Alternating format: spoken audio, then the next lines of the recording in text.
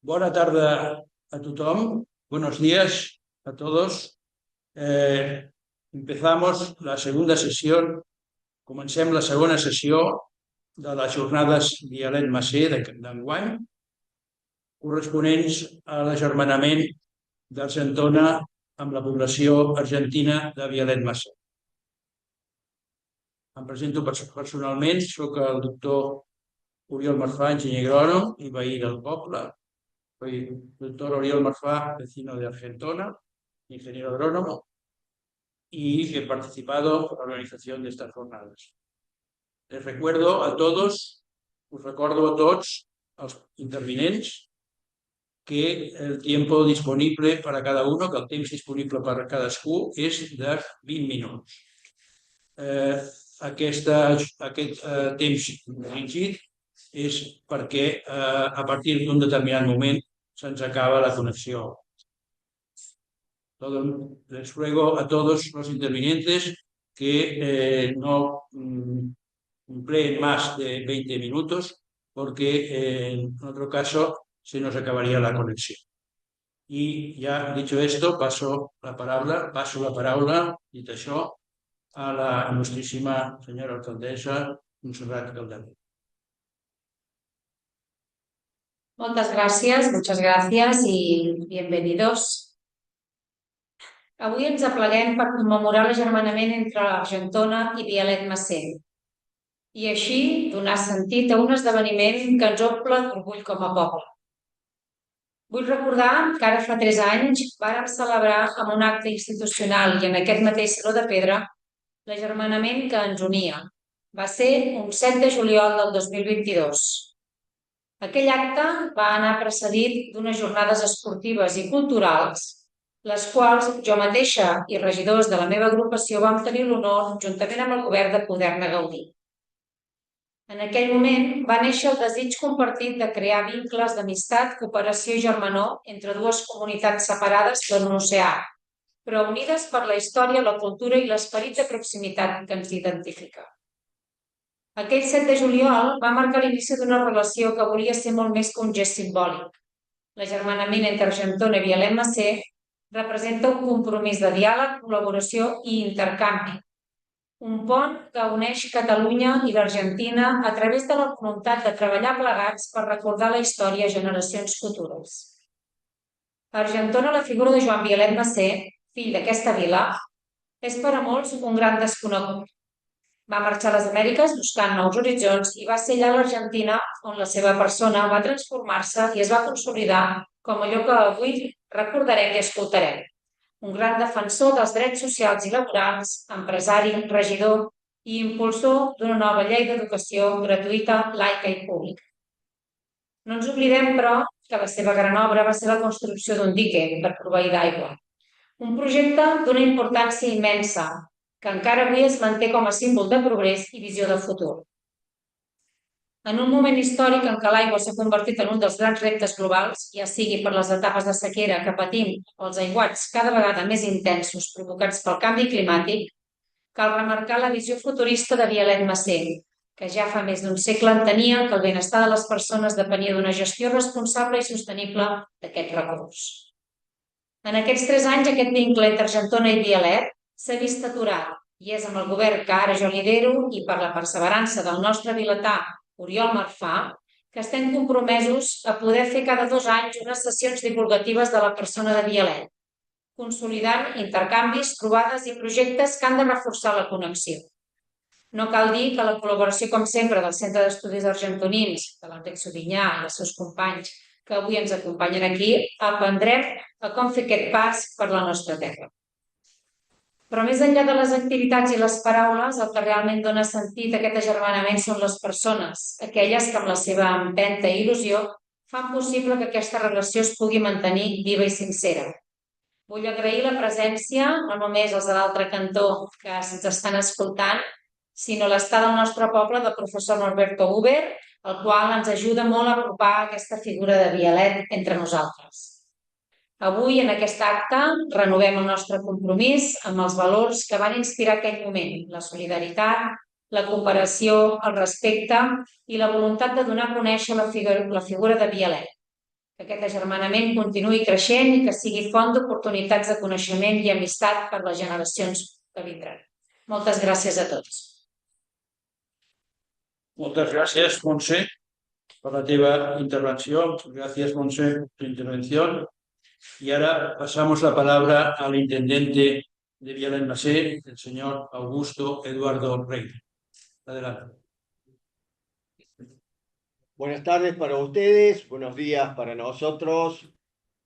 Un honor, alcaldesa Montserrat Capdevila, compartir a través de esta conexión este encuentro, esta segunda jornada en el marco de este hermanamiento entre Argentona y Viale-Massé.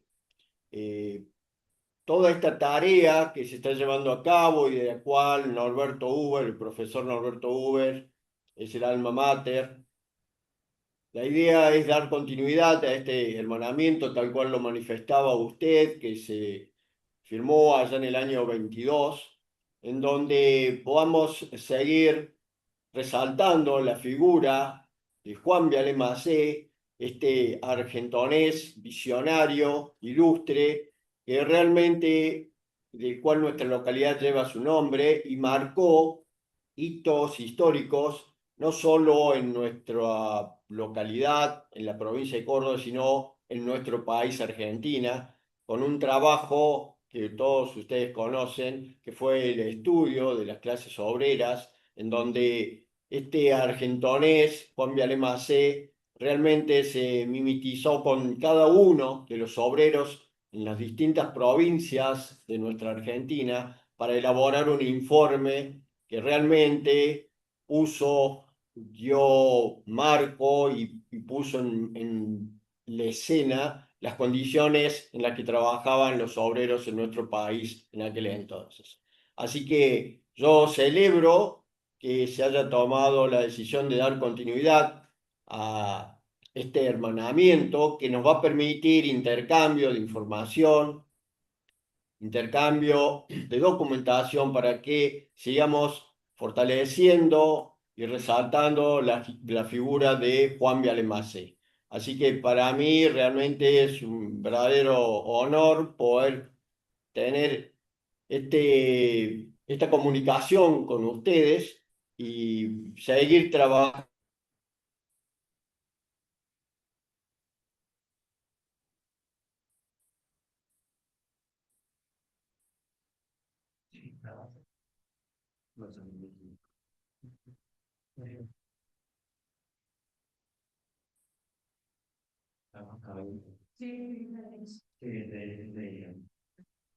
Se ha interrumpido Desde ahí. de que Vialet se ha interrumpido la comunicación.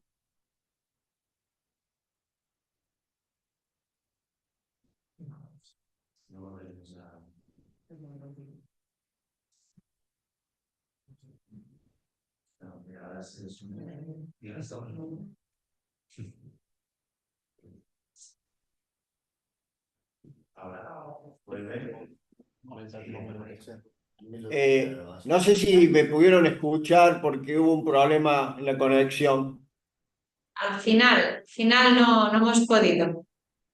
Final. Bueno, entonces reitero, para mí es un honor que nos estemos comunicando y dando continuidad a este hermanamiento que se firmó allá en el 22, que nos permite intercambio de información, documentación, a los efectos de seguir resaltando la figura de Juan Viale-Massé, esta persona, este argentonés, que ha sido tan importante para nuestro país, para Córdoba y para Viale-Massé. Así que celebro, alcaldesa, esta decisión de seguir reafirmando este hermanamiento entre Argentona y Viale-Massé para poder trabajar en esta tarea que lleva adelante nuestro amigo el profesor Norberto Huber. Así que gracias, muchas gracias. Muchas gracias, intendente Augusto Eduardo Reina, por sus palabras, su contribución. Y ahora, siguiendo lo que está establecido en el programa, pasaremos la palabra al doctor Enric Subinyà, historiador y presidente del Centro d'Estudis Argentoninos Jaume Clavell. Donem la paraula, doncs, al doctor Enric Subinyà, president del Centre d'Estudis Argentonins Jaume Clavell, que ens exposarà la ponència titulada L'etapa catalana y española de Vialet Massé. Nos va a exponer el doctor Subinyà su ponencia sobre la etapa catalana y española de Vialet Massé. Bona tarda, buenos días, alcaldessa, intendente, professor, Oriol i els presents a la sala. Bé, jo el que em vaig proposar era parlar precisament del que sabem de Vialet Massé fins que va marxar a l'Argentina. Per tant, per això he titulat l'etapa catalana, que va ser curta, i espanyola, de Joan Batlle i Mas, perquè mentre va estar aquí es deia Joan Paulino Batlle i Mas. Tradicionalment, les biografies de Joan Vialet Massé no determinaven el seu lloc de naixement, més enllà que fou a Espanya el 1846. El professor Joubert va arribar a la conclusió que aquell lloc era Mataró, i com altres historiadors que el precediren, va anar al Museu Arxiu de Santa Maria de Mataró a buscar el bateig, amb resultats infructuosos. La recerca portà al professor a que el seu nom veritable era Juan Paulino Batlle Mas, i en una informació del Family Search constava nascut a Argentona. El professor va viatjar a la nostra vila i va poder comprovar que efectivament constava batejat a la parròquia de Sant Julià d'Argentona el 20 de juny de 1846, havent nascut un dia abans. Francesc Costa ha publicat diversos estudis sobre l'etapa catalano-espanyola de Vialet Massé, tant a la nostra revista Fonts com als fulls del Museu Arxiu de Santa Maria de Mataró, i també en web.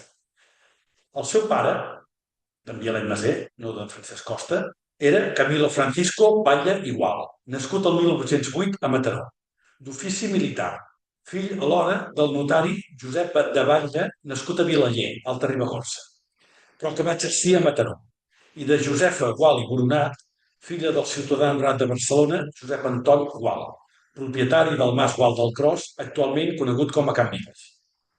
La mare de Vialet era Joaquima Mas i Coma, filla d'un notari de Manresa. El que no queda clar és la casa on va néixer. Malgrat que s'ha publicat que fou Can Gual del Cros, el cert és que el 1842 Anton Gual, germà de Josefa, es veu obligat a vendre el Mas Gual i les seves terres. Quan Anton mor, el 1843, els drets sobre l'heretat, que ja no era de la família, passen a Camilo Francisco, el seu nebot, i pare de Vialet. Aquest, el juny de 1846, 15 dies abans de néixer el nostre Vialet Massé, comença un plet demanant la restitució dels béns dels Gual. I en sentència del setembre de 1847, el jutge li dona la raó. Per tant, des del 1842 fins al 1847, el Mas no és de la família i, per tant, no seria molt lògic que residissi, ni que el 1846 hi nasqués el nostre protagonista. Va néixer en algun altre lloc d'Argentona que no fos Can Gual? Segurament serà molt difícil de demostrar, però no quadra gaire. Però tot acaba malament i el 1852 acaben venent la masia i la família es va traslladar a Madrid.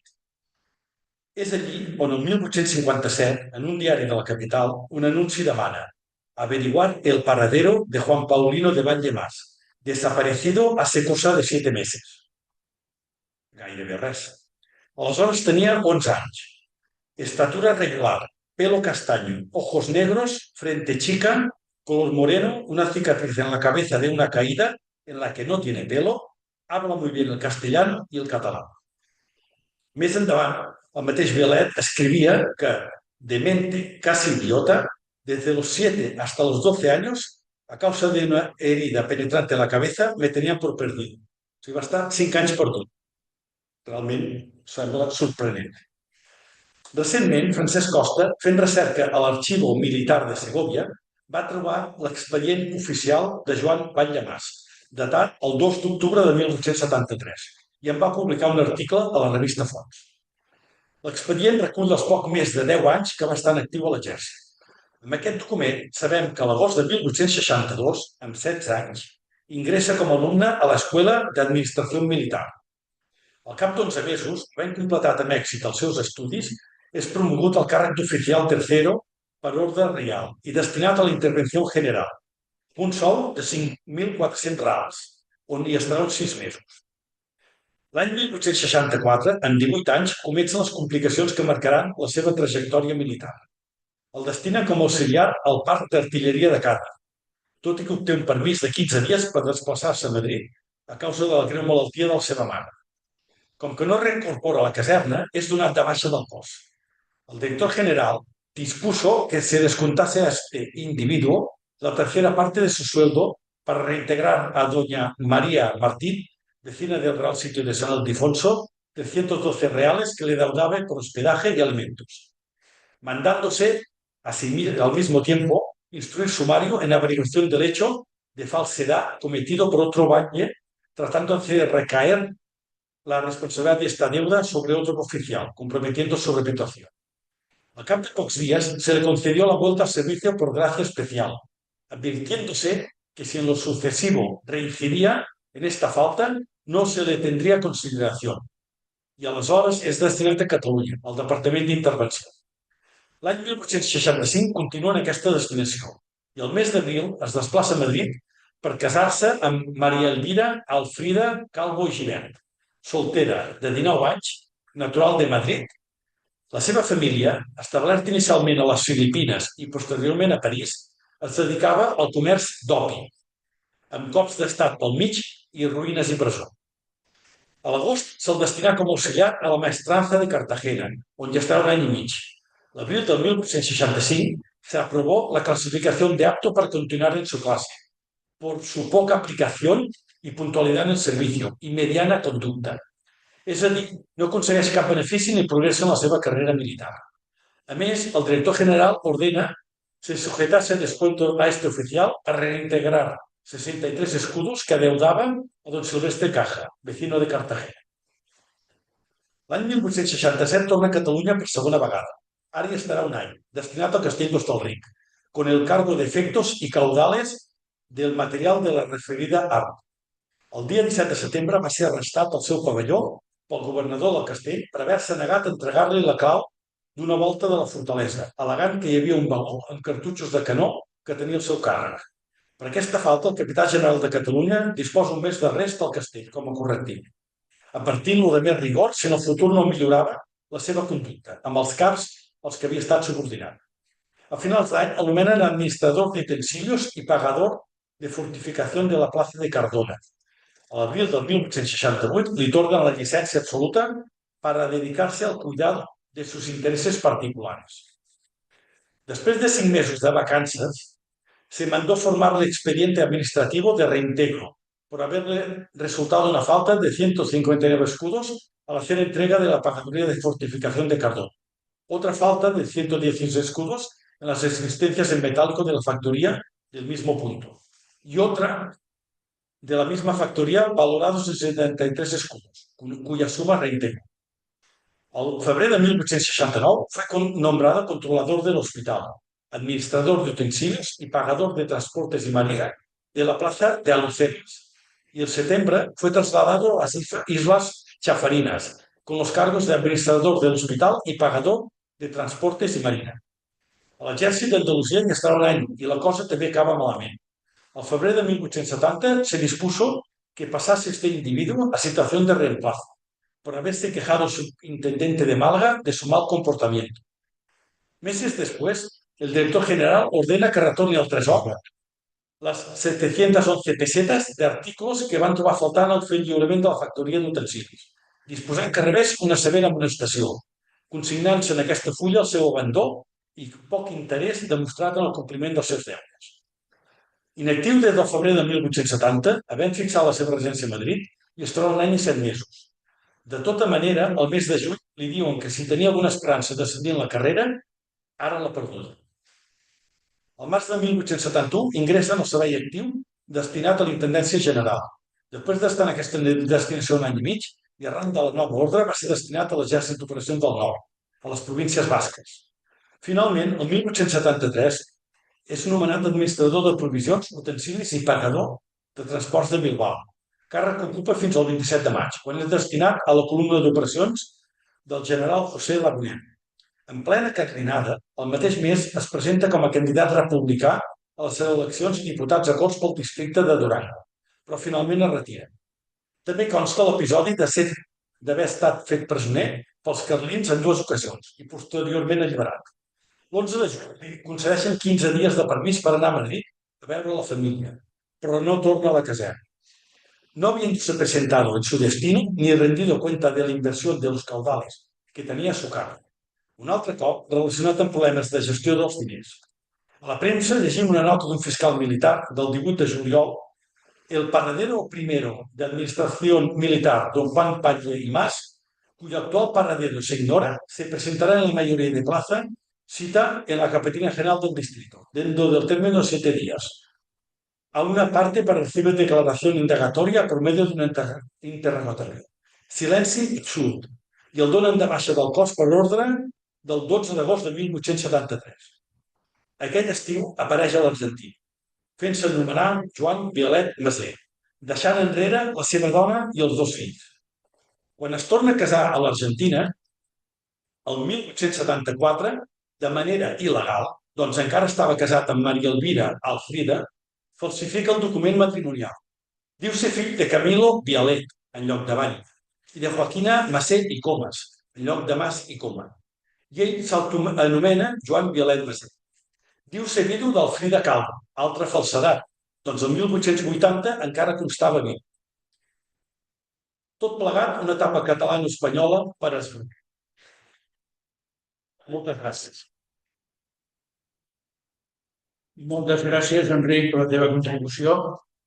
I ara passem la paraula al professor Alberto Huber, que exposarà la seva contribució sobre Joan de Batlle i Mas, argentoní i argentí, pioner del dret del treball a l'Argentina. Adelante. Bien, bueno, no. Yo querría referirme específicamente a el accionar de quien en Argentina se llamó Juan Vialet Maset y que en su madre patria, España, se llamó Joan Batlle Gual, Mas, Coma. Él provenía de un matrimonio de un escribano abuelo y y otro abuelo que habían sido propietarios de minas de agua, o sea, en las sesiones del agua que por aquí circulaba. Con los años, tal como nos refirió el doctor, nos quedó una idea de que la vida de Joan Batlle Mas fue, si no azarosa, fue bien orientada a algunas alteraciones normales de la época. Para eso tengo acá la publicación respectiva que va a llegar a nuestras manos en el museo, en la publicación de Francesco, y que hace poco, par de años, se están reflotando estas investigaciones en el Centro de Estudios Históricos, a cargo de, de destacados historiadores de la región, incluyendo los de Mataró y Argentona, en el cual yo vengo publicando hace 20 años. Y esas listas desde el Archivo Histórico de Segovia, yo las tengo desde el 2014, tal cual sabe francés. Pero el tema es que a mí como que me daba no sé qué publicar temas sobre este personaje, era delicado. Algunas personas allí como Gabriel Capdevila y Marcelo Gómez, los ingenieros que trabajan en el municipio, que me han ayudado muchísimo, conocen del tema. De donde yo decía, es como que estoy limitado de fuerzas. Pero eso no es nada, sino que lo buenísimo fue que gracias al doctor Oriol Marfà organicé una publicación muy rápida y gracias a su presidente en este centro de estudios históricos que en cierta forma también depende del municipio. O sea que estamos clarificando la vida de un personaje antes de llegar a la Argentina. Llevo los comprobantes, incluyendo otra publicación que es del doctor Oriol Marfà sobre esta famosa para nosotros Casa del Cross, que en realidad venía siendo endeudada una década antes por la familia. La familia, más que los Batlle, los Guard, venían como con un déficit en sus cuentas.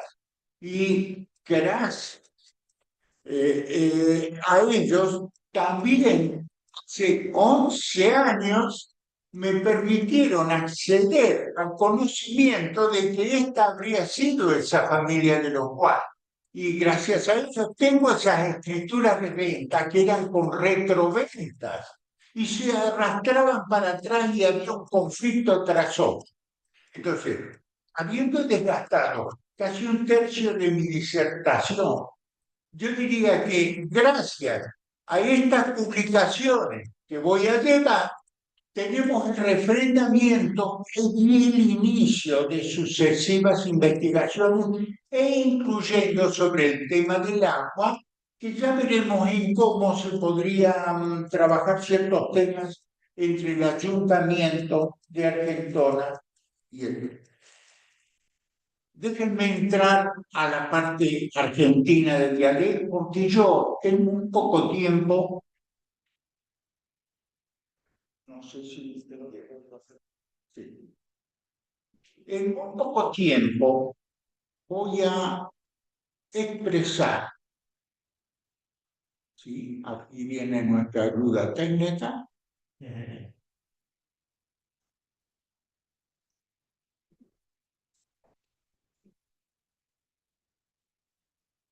Bueno, en poco tiempo yo, para quienes en Argentina estén viendo esto, saben que todo es consultable dentro de los sitios de internet que tenemos ahí, dialetmacio.com, dialet.com, etcétera, etcétera.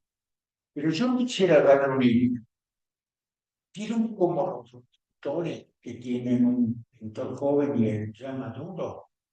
Déjenme mostrarle el Vialet Macé maduro que hizo en Argentina. Después que los catalanes se encarguen de expresar quién era Joan Batlle aquí, porque además, yo sí voy a dar un idea. Una cosa era ese ejército español, que también tuvo sus accionarios. Y como alguien que estaba en ese ejército, en un espíritu volador, como era el de Joan Batlle, se sintió en aquel momento. Así que, por lo tanto, yo pienso que en este museo nosotros rescatamos la cultura de este personaje, que así fue como era catedrático de medicina ligada y toxicología. No sé dónde estudió, estoy cansado de la búsqueda en Madrid. Desgasté, invertí una semana, creo que tendría que ir a Cádiz, así que no hace falta, señor intendente, que siga costeando estas cosas. Ya veremos cómo vuelvo el jueves. Pero esta persona apareció en Mendoza, en San Juan, buscando y conociendo a una persona y siendo vicerrector de un colegio nacional. En ese colegio nacional él se presentó a la hermana de la mujer del rector como esa persona.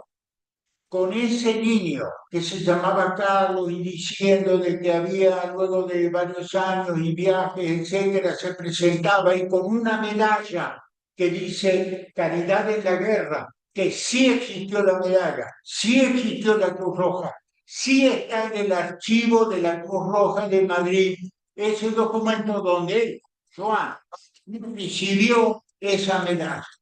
Pero él conoció a esa personita que era nieta de Narciso Laprida, que era el que era de la Constitución, de la Declaración de la Independencia en Argentina el 9 de julio de 1816, era el que la firmó. Y esa nieta terminó casándose con él. 8 meses luego de haberla conocido en los viajes que hacía Zulema Laprida para ir a Mendoza a visitar a su hermana. Iban en carreta por eso. Y ahí le decía Dianet, le decía la adorada Zulema. Aquí Dianet le decía mi adorada gitanilla, pero cometió un error conmigo, que es ponerle JBM y ese sello, JBM. Después de 8 años de búsqueda infructuosa, yo encontré que ese documento era bastante importante, porque la mencionada familia también mencionaba unos gemelos de oro con eso que luego debe haber vendido para hacer un dique. ¿Qué dique? Ya les contaré. Y en un momento, en una de esas cartas de Amoy, o dice, hoy hace un año que en Madrid sufrí un disgusto de esos que hacen, que no pueden llamarse desgracia, pero que hacen cambiar el rumbo de la vida de los hombres. Y que me alejó de aquella, me arrastró hacia América, ya olvidado de aquellas ingratitudes y desengaños crueles. Bien, buscar, buscar. Pero no, ¿qué buscar? Mire, ahí nomás hay 15 imágenes distintas del personaje. No, este lunario escribió un libro sobre medicina básica que se llamaba Nociones de Anatomía. Le dije, vicerrector en Mendoza, etcétera, escribió un libro. Eso lo transformó en compendio, 2 tomos, ya servía también para un montón de gente aparte de la educación media. Aparte de eso, ese compendio ya era de nivel nacional, pero empezó la familia. En esa familia tenía una libretita donde cada coma fue analizada y empezamos a encontrar un montón de temas, por ejemplo, los cargos y títulos y un montón de elementos donde el ministro de Educación de Argentina, en su carácter de profesor y de médico, empezamos a buscar. Hay una ley lo nombraron profesor de anatomía pero digamos, no todo terminó ahí. Expendio de diplomas, doctor honoris causa. Le dieron un diploma de honoris causa en años donde era muy discutido eso. Era más discutido que ahora. Había demostrado un conocimiento con los pares médicos que eran esos sabios que llegaron de Europa traídos por Sarmiento en 1800 y algo, donde él demostró conocimiento y para los argentinos, digo, discutía con Wilde, ministro de Salud. Lecciones de medicina legal. Entonces se transformó en texto dentro de la Facultad de Medicina de la Argentina. En el medio de ese momento, él produce un material intelectual que le dedica a su mujer Zulema. Pero ¿cómo llegó a hacer eso? Tengo la duda, sigo buscando dónde hizo sus cursos de medicina o si es que los aprendió con un librito. No lo entiendo. Bueno, discúlpeme, yo estoy desconociendo, no sé si fue médico, no sé si tuvo título o no, si lo aprendió, que yo uno de esos hago. Por supuesto, al año 99 nos mandamos una reunión de descendientes a nivel cerrado, donde estaba el intendente de aquel momento, la señora doña Elisa Cristóbal de Romero, al alcance ambos, pero que en realidad me permitieron hacer una reunión privada donde los descendientes me empezaron a comentar cosas. El tema se publicó en el principal periódico de la región y demás, y todos iban respetando la tarea. Ya está.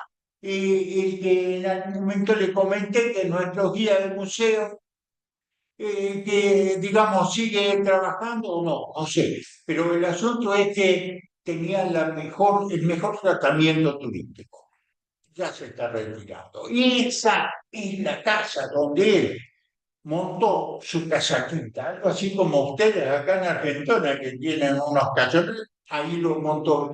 Esa persona empezó a hacer algo, se salió de la fase académica, ya a esa altura había hecho la carrera de medicina completa en menos de 2 años, había trabajado en medicina y en abogacía, y era un doctor en leyes, no doctor, sino había hecho los cursos de leyes y era un abogado, pero ¿qué hizo? Digamos, se afincó, se empezó a trabajar en un proyecto que era hacer un dique para contener el agua, que tal como ustedes no le veo ningún dique. ¿Eso saben por qué pasa? Porque dejaron que se le vaya Joan Paulino Manuel. Si no, seguro le hubiese hecho un dique por la carrera. Pero el tema es de que con ese ingeniero Casafón, Francia, hicieron ese dique. Principal dique, algunos hasta dicen principal dique del mundo, alabado por él, sea lo que sea, ese dique fue el desarrollo de Córdoba. Y esas obras de irrigación eran de una empresa que se llamaba Funes y Vialet. Esa empresa estaba montada en un lugar que si alcanzan a ver acá arriba, todo esto, y lo de abajo, que no era de todo eso, eso hoy, actualmente, el municipio de Vialet-Macé. Miren qué hermoso, pueden ir de vacaciones. Pero también ahí estaba el señor, que yo, historiador, vengo discutiendo que ese señor sí nació dentro de nuestro municipio, y ese señor es el principal héroe, llamémosle, de la provincia. En 1820 hizo la primera constitución, es Juan Bautista Gómez. Ah, no, me la puse yo. 24 sitios históricos. Quiere decir que tenemos un sistema como el que yo vengo haciendo sus circuitos históricos. Lo llevo por atrás a Orión, mejor dicho, Orión me lleva a mí, pero voy al tema de que estos sitios históricos también tienen que ser turísticos, pero hay algo más, y es donde querría que el municipio de Argentona y el municipio de Vialet-Macé tengan una conjunción sobre el tema, y que tienen que ser educativos.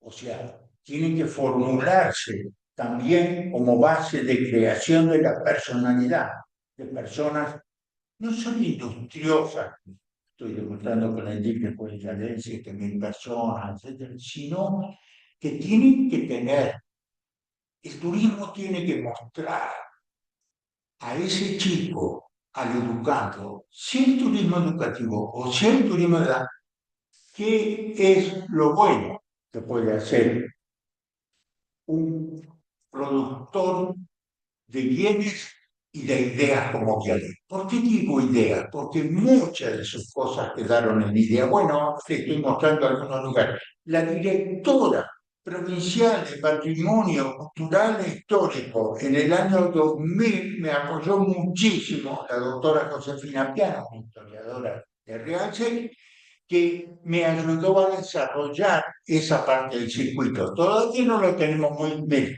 Ahí tenemos la primera obra hidroeléctrica argentina.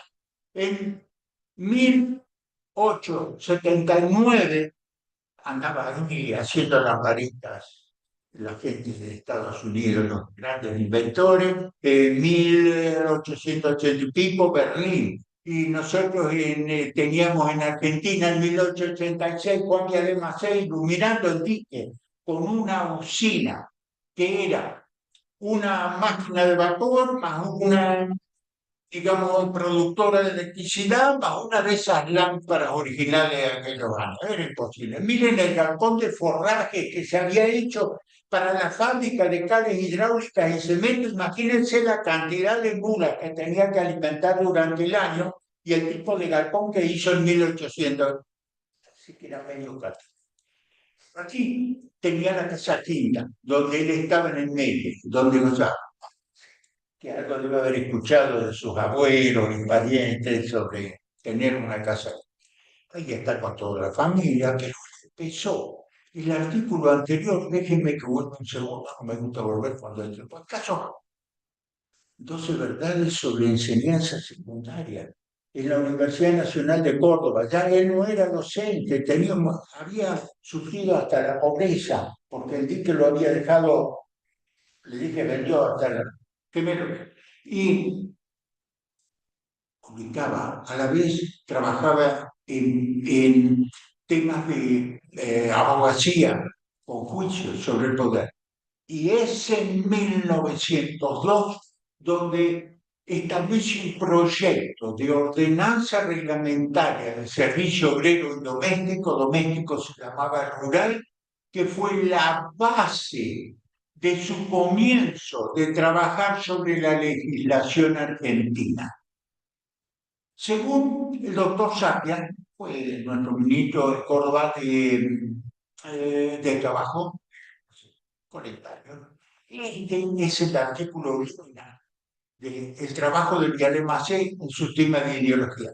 Mire, todo esto no lo puedo leer, todo.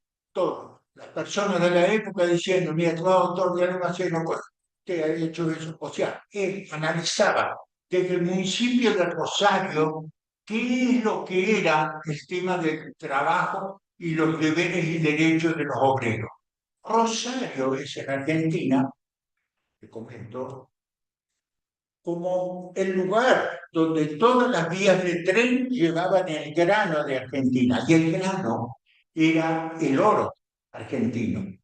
Y lo llevaban al puerto y en el puerto lo sacaban hacia afuera. Pero ahí los estibadores llevaban bolsas de 110 kilos de chocala.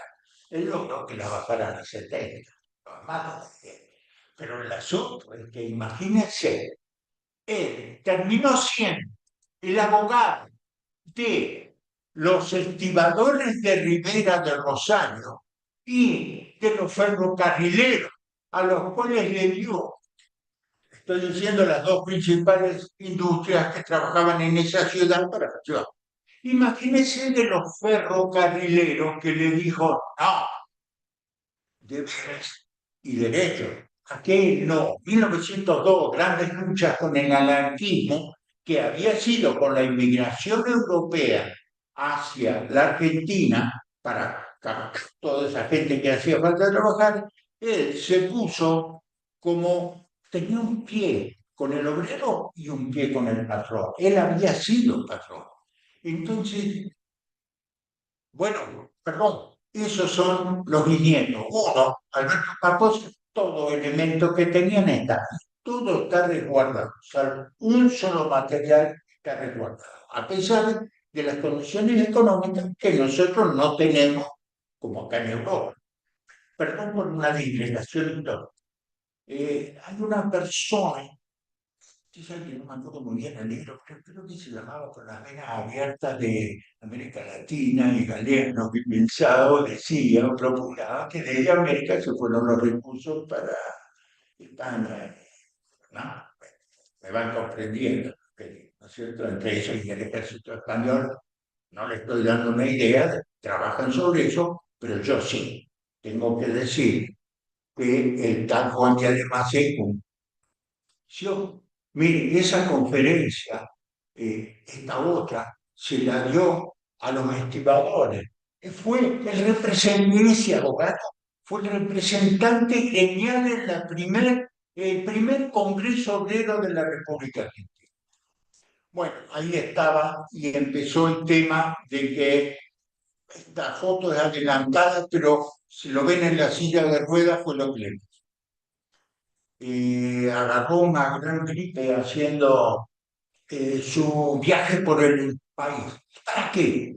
Para hacer el informe sobre el estado de las clases obreras en la República Argentina. A él le llegaron todo el país y 5 personas se tomaron Buenos Aires.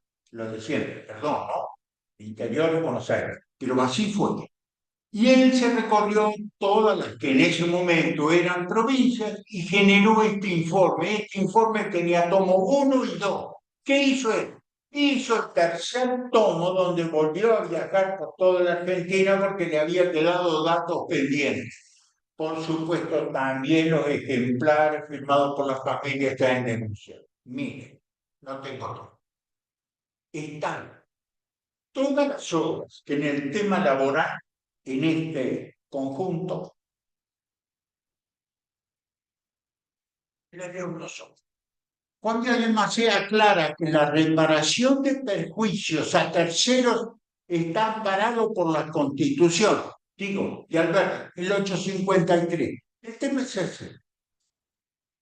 El dueño de la cosa o que goza de lo que otro hace para él y por su cuenta, soportará todos los accidentes que soporta el que lo sustituye en el trabajo y por consiguiente debe indemnizar al sustituto de todo lo que él mismo habría sufrido si hubiera hecho el trabajo por sí mismo, con la excepción de lo que paga, que es la aplicación directa de las energías a la cosa, no la fuente de esas energías, porque ellas no están en el comercio. Fíjense cómo ese artículo, hecho, estamos hablando de 1804, plantea esa obligación de ese empresario, ese que ordena a alguien cortarme el pasto de mi casa, del césped, y resulta que la máquina de césped le arruina una pierna, de ahí en más, ese accidente lo habría sufrido el propietario.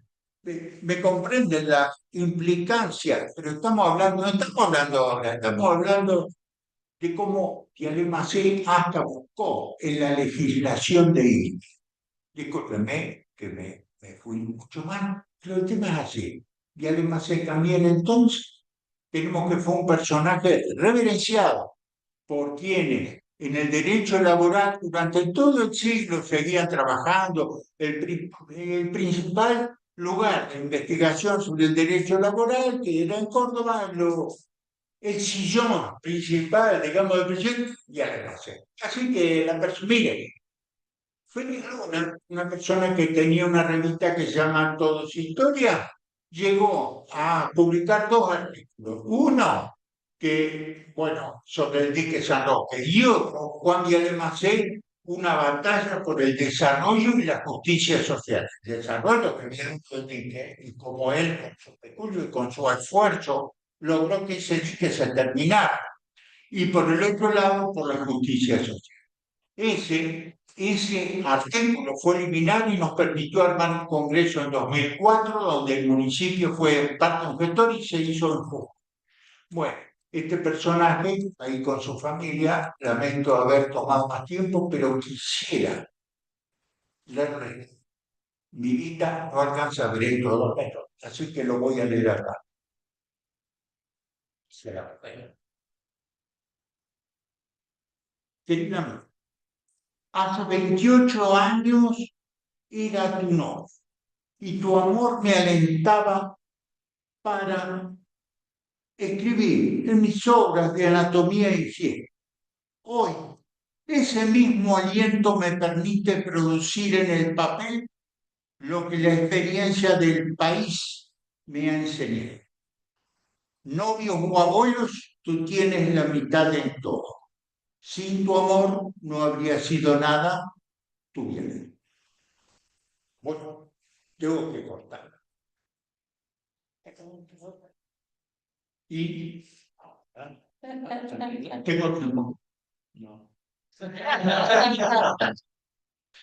Te he añadido unos cuantos. Te he añadido más minutos, pero bueno, muy pequeñito. Muchas gracias, Norberto, por tu contribución, por tu extensa y bien documentada contribución y exposición. Y ahora pasaría la palabra a la alcaldesa por si quiere añadir alguna cosa. Bueno, yo agradecer todo lo que aquí se ha comentado. Algunas cosas las sabía, otras no.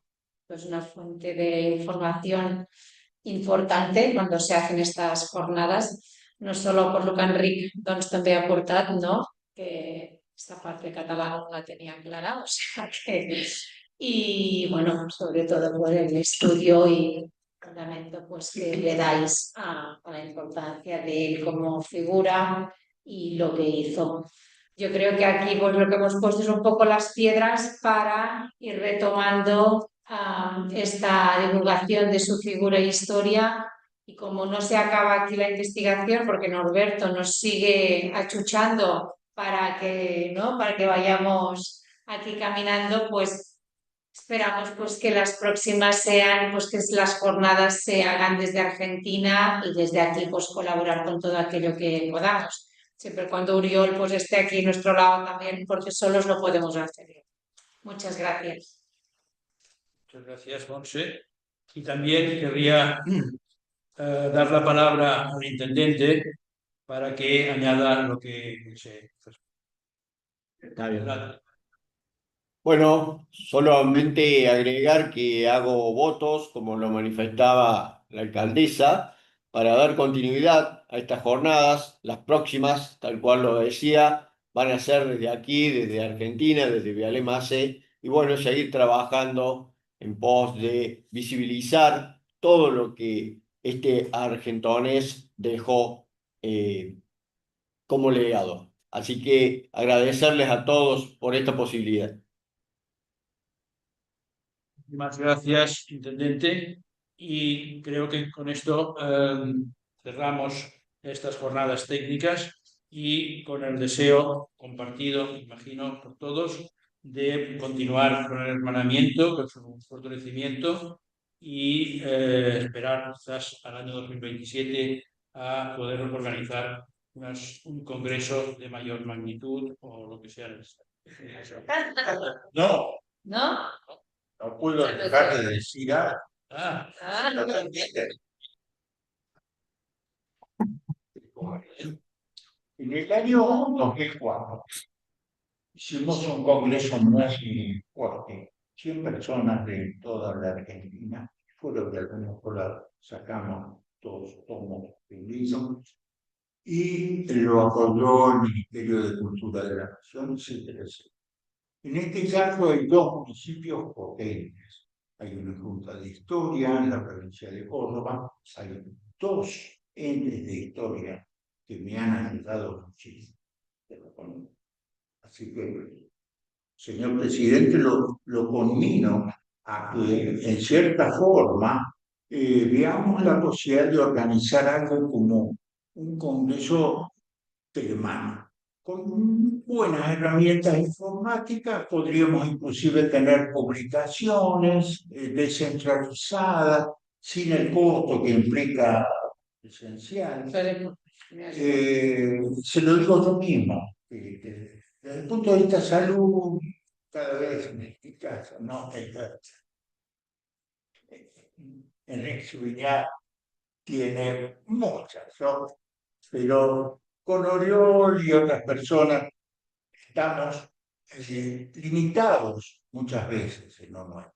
Entonces, un congreso telemático en la provincia refrendaría la importancia del personaje desde el punto de vista argentino, permitiría buscar, ilustrarnos más, dando tiempo a los historiadores en la búsqueda de la información y nutrir proyectos educativos.